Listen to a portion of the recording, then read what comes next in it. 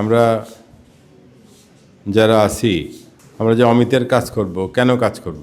যে কয়টা ক্যান্ডিডেট দাঁড়িয়েছে সেই কয়টা ক্যান্ডিডেটের সবাই দেখেন, আপনারা কিন্তু চিনতে পারবেন না।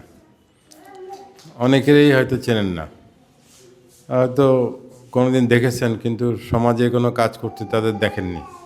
অনিন্দ ইসলাম অমিত হচ্ছে যশোরে লেখাপড়া করেছে, যশোরে তার বন্ধুবান্ধব, যশোরে বড় হয়েছে, যশোরে থেকে পড়াশোনা করে ঢাকা ইউনিভার্সিটিতে পড়াশোনা করেছে, ঢাকা ইউনিভার্সিটিতে পড়াশোনা করে ঢাকায় আবার MBA করেছে। অনেক উচ্চশিক্ষায় শিক্ষিত এবং অনেক মেধাবী একজন ছাত্র। যে অমিতের যে পরিমাণ ওর রেজাল্ট, ওই রেজাল্টে ও বাংলাদেশ সরকারের অনেক বড় জায়গায় অনেক বড় পদে চাকরি করতে পারত।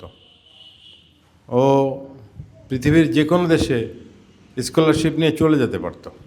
রাজশাহী ইউনিভার্সিটি থেকে ওর বাবাও মাস্টার্স পাশ করে রাজনীতি করেন, ওর মাও মাস্টার্স পাশ করে অধ্যাপনা করেছেন। শুধু অধ্যাপনা করেই থেমে যাননি, উনি সরকারি কলেজের অধ্যাপক ছিলেন, উনি অধ্যক্ষ ছিলেন। তাদের ফ্যামিলির সবাই উচ্চশিক্ষিত।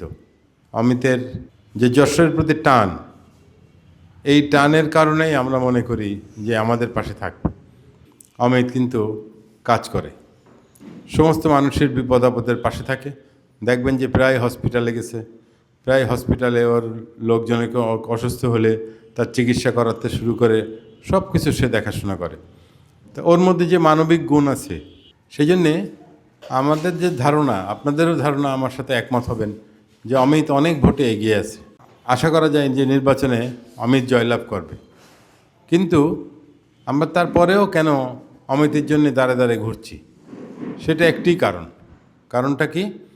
কারণটা হচ্ছে যে অমিতকে এমন ভোটে আমরা পাশ করতে চাই, যে ভোটটা পাওয়ার পরে কেন্দ্র যেন মনে করে, ঢাকা যেন মনে করে যে অমিত একজন জনপ্রিয় ছেলে, সে এত ভোটের ব্যবধানে পাশ করেছে, কাজেই তাকে মূল্যায়ন করা উচিত। এমনিই সে সবার মনের মধ্যে আছে, তারপরেও তাকে যে মূল্যায়ন করতে হবে, এইটা আমরা যদি সবাই মিলে তাকে তুলে ধরি, তাহলে খুব সহজেই এটা সম্ভব।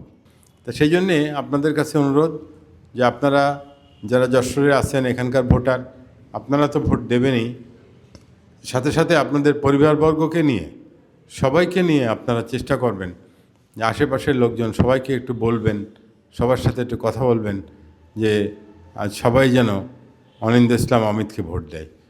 আর আজকে আপনারা কষ্ট করে আসছেন, আপনাদের প্রতি অত্যন্ত কৃতজ্ঞ। আল্লাহ হাফিজ।